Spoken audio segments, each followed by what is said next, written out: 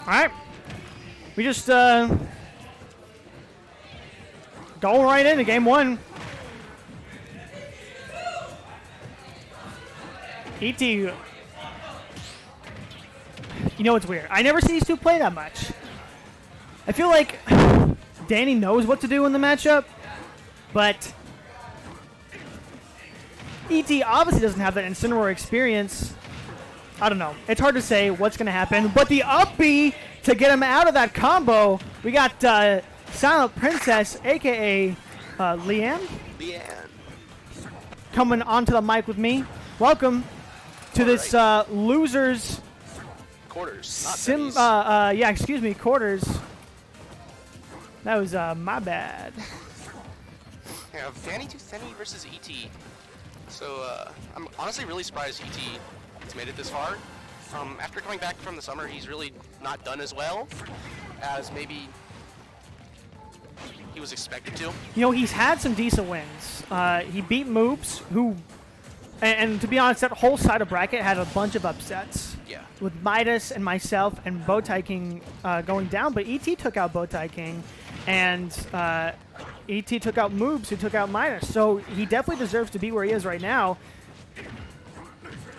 And Lilat Cruz, why have I seen that twice for the game one pick in in top 8? Let's go starters. That's what I want to know. All right. Okay.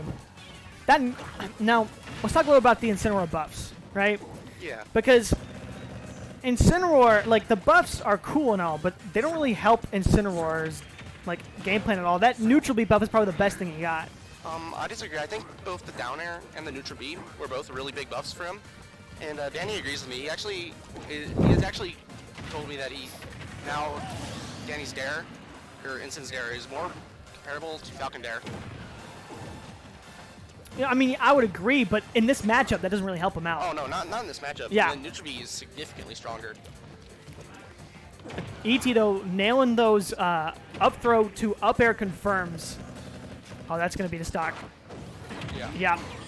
I'm Yeah. actually curious as to what the percentage window is on Incineroar when it comes to the Booyah.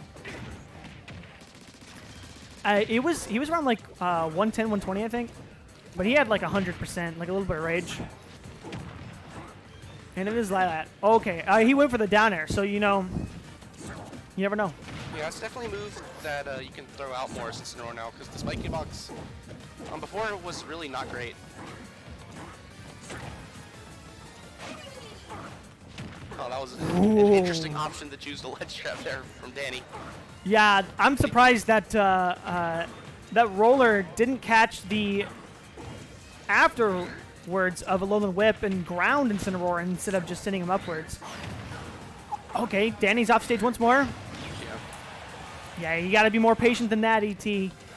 Trying to get that down smash real early, but that should be it. Yeah, okay. He was like 123, I think, after that one. Yeah, I was also just wondering like how lenient the percent window is on that. It's probably pretty lenient because Incineroar is such a heavy character.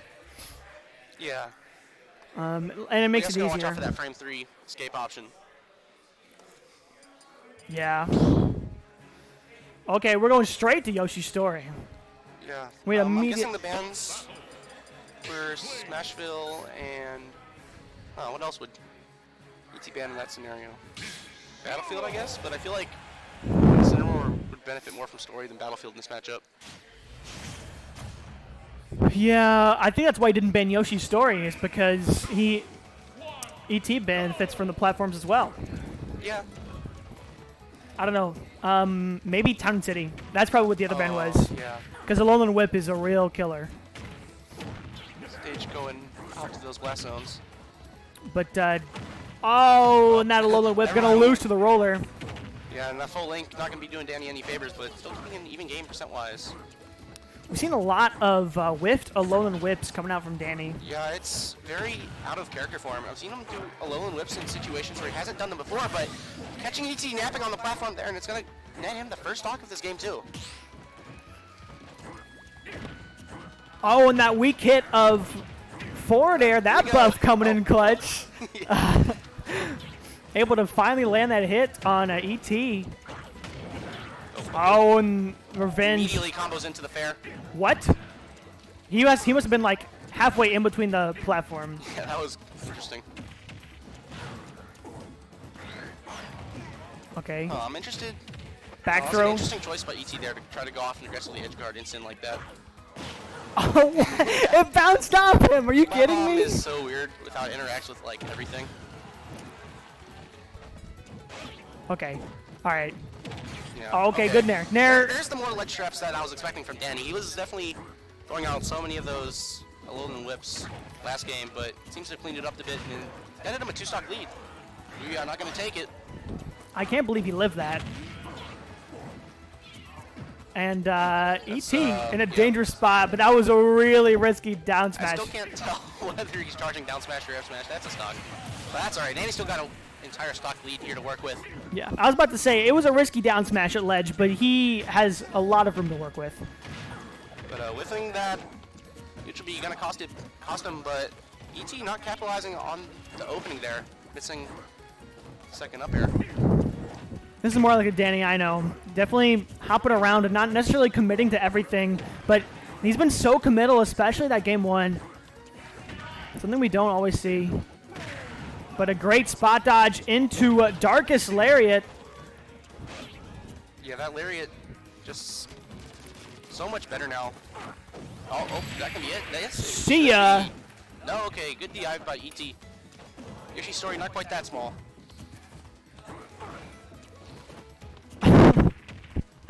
And great mashup from Dany, getting out of that grab. Again, ET at the ledge, trying to make it back, and the roller. Well, Roller from ledge. ET likes it a lot. See if Dany starts punishing that. Well, a lot of people love to including me, love to preemptively throw out moves, and jump roller will beat that because it's a delayed option a little bit. Wow. All right, but good up air there, taking it. That was the back hit of up air too. Dany making it 1-1 in losers quarterfinals. Yeah, I really like the adaptation there from Dany. Obviously, if you're saying playing a lot less committal, and then really just abusing those plats to juggle ET and catching them on platforms for some early kills. Going right back into it. I haven't seen either of these players play another character seriously in bracket, so I doubt we're going to see any switching. Going to Kalos. Yeah, Dany likes this because Incineroar, that didn't come out of my mouth right, Incineroar loves to live forever. And Kalos is one of the biggest stages there is. And ET is definitely a player who has been a bit notorious for letting people live longer than they maybe should have, but he's actually just not had a problem with that against Dany so far this set, so we'll see how things go. Well, I mean, I know he likes Kalos a lot because he gets to run around all he wants. You know, Inkling being such a light character with, I mean, he's got kill confirmed, so he has no problem killing on Kalos. But you're right, sometimes he does miss those windows and have a hard time with it. Okay, up here. Those ledge traps. Yeah, I like it. He's doing those short hop back airs and then inciting a different option from ET and then punishing that option. That was such a good bait there from ET. Baiting Dany to go in with that low and whip. Punching him for it. There's the up throw, up air. Yep. ET is yet to miss one of those this set, and he's going to take the stock lead here in game 3. Oh, but the that really questionable DI on the down throw gonna lead to a back air from Dany. Regardless, that was I don't think that was true. no. And by true, I mean like it could have been avoided. At that DI, it was probably pretty I think true. he just did his DI a little late, and that's what cost him to just like get deleted by the back air. Yeah, I don't think he was expecting a down throw, to be honest. Yeah. He's probably expecting and that was the DI mix-up from Dany. Yeah, that's definitely a trick that a lot of semi-grapplers use at ledge. Okay, and ET risking it to get that extra up air, not quite going to get it. And another grab, but that time DI's it out. Oh my gosh. ET tried to get to center stage, and Dany just came down that nair. Trying to land that fair, but the roll from Inkling, a little bit better than you might expect. I really like how Dany in that neutral there was just holding down center stage and forcing ET to play around him and have to get in between him to get to the other side of the stage. Now, when this game first came out, and I dabbled with Incineroar a little bit, I always tried to... Always living. I always tried to do the upwards version of a Lone Whip first, not so as to not stale the strong one. Did they stale separately? I don't know. They probably stale the same. And if that's the case, which is a point that I didn't even think about until now. Oh, he dead. No, he's not dead. What? Inkling not that light. I was hoping that one of them would have died, so I could have been like, no, I was talking about that one. But it didn't even happen. But, yeah, you see Dany only go for those strong ones except in very special cases. Yeah. Oh. He's not going to be able to make it back from that. Dany taking that game as well. And now he's going to have a set point going into game 4. You know, it was important. He was at 197. Yeah, that's what I was That's about exactly to point what out. you were talking about before that game even started, was that he was living longer than he needed to be. So that Cow's convict really not helping him out. And he's going to town. Well, which is risky. I can't say I agree with this decision. I definitely don't agree with this decision. There's a reason ET is in losers quarters and I am up here, guys. So maybe, I don't know. I don't know, because what does he get off of going to town? I don't know, because it's like it's not like Inkling's gonna be killing him. Inkling kills off the top. He kills, yeah, off the top later. And Dany just like murders you earlier, because Incineroar doesn't kill off the top unless he like up air strings you. Yep. Well, I guess the world may never know. Okay.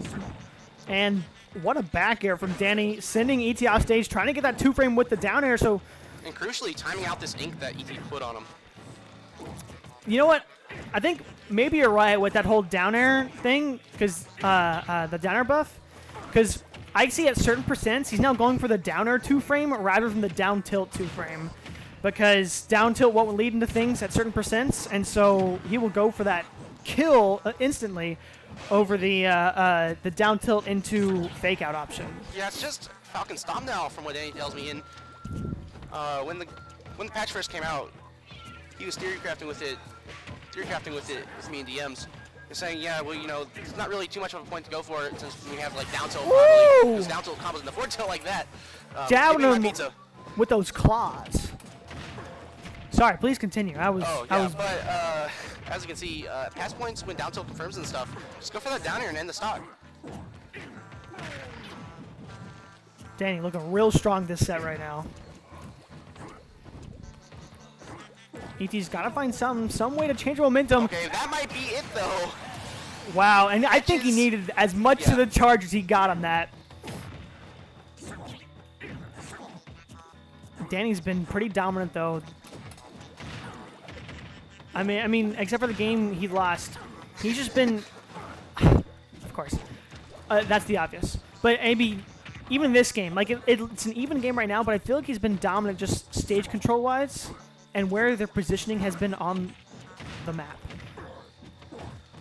Like yeah, that's really been like the biggest thing for Dany this set to me, is just how well he's been able to control center stage and make ET have to, just really limiting the space that ET has to work with on these big stages. Now that I say that, ET takes the lead. Putting him in the blender a little bit, catching Dany overcommitting a little bit with those rollers. Catching me writing the script a little bit. Oh, gonna get caught. Fishing for that dash attack.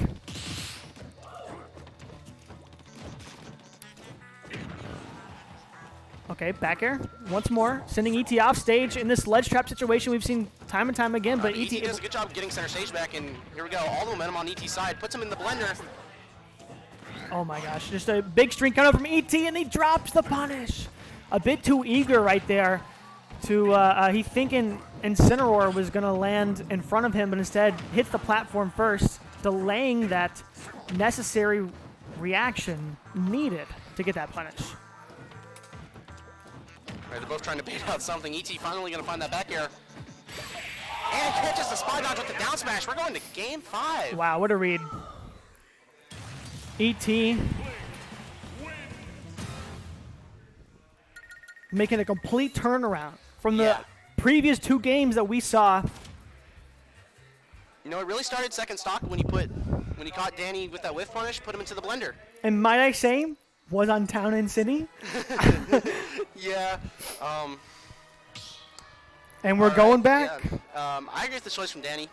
Obviously, on paper, I feel like this stage definitely benefits Dany a lot more, especially with with the exception of the end of that game, when Dany was trying to control that stage, ET was able to find those rollers and convert.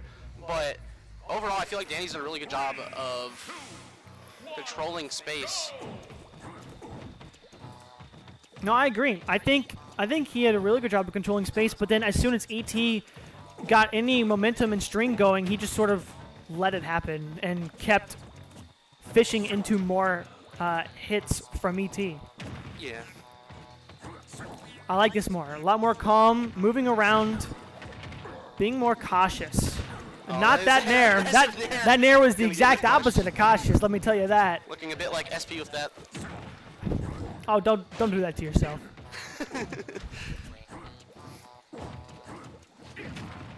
Okay, catch him with the roller again. That's something you got to know about Inkling is they're going to throw roller out a lot. And you got to be ready for it. Otherwise, you're going to have a bad time. We don't usually see ET go for too many rollers, but he's pretty confident. Nope.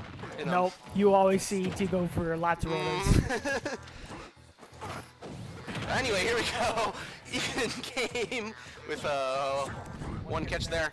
Now, I will say one thing. Okay. He's got earbuds in, but he's listening to me. Apparently ready for that roller. One thing that Dany was able to do really well on Yoshi's Story and Kalos that we haven't seen too much on this stage specifically was he was able to catch ET sitting on a platform with that Alolan whip. Okay, up throw, not. Okay, out of it that time. Oh. Roller F smash, that's going to be it. ET up a stock in this Game 5 situation. What a trap from ET. But here comes that newly buffed Red Cyclone, not going to take it quite yet. Yeah, it was that back hit of it, that nasty hit that no one likes. Well, I mean, if you're not Incineroar, you probably like it. Oh, he's fishing for these up airs. Oh, okay. There's the new buff there coming out. He got something. Okay. And now ET had to come down eventually. Yeah. Yeah, and now it's back to neutral, really, how we saw that first stock. But here we go, back into the blender. Again, ET waiting for Dany to jump. I like that landing mix-up from Dany to get underneath ET and then reverse it. Okay, all right, that was very mistimed. He's not a Falcon player. We can see. He hasn't used that down air that much. We can understand that. Down air was not bad before, or was not good, excuse me, before the other day. So cut him some slack. All right, there's another landing mix-up, saving his double jump. I think he tried to run off the platform. He's not. No, he's dead. No, he's definitely dead. Yeah. Incineroar. All right. Good looking away, taking a moment to collect himself. Incineroar definitely a character with comeback factor. He let go of shield. shield. A lot of percent now with this ink. It's crucial that he doesn't get hit in this situation. Interesting option coming out from. Yeah, that was definitely a desperation option. And look at this. ET's already lapped him a percent with that full ink. Oh, he went for the roller. Back air will take that stock. All right. You know what I'm waiting for? I'm waiting for a down throw into you know what. That's what I'm waiting for right now. All right, now Dany's got to get off this platform. He's able to. And again, Dany taking center stage. Okay, back air, no jump from ET, and the down air! We talked about it. Jokingly for 5 games in a row, we talked about it, and he finally pulls it out. Dany with the new down air. To clutch it out. Falcon stomp in the house. Dany collects that. He's going on the loser semis to take on Ogre. Silencing the whole crowd, roaring. Here, I don't think it's you two next. I think it's winners finals. Oh my gosh, so that sets up what a crazy set coming out situation from. we have right now. That was sick. That was sick. That was a hey. That was a Falcon move. Yeah, I have Falcon stomp now. Dany very Good pleased stuff. with himself. I mean, both players played extremely well, but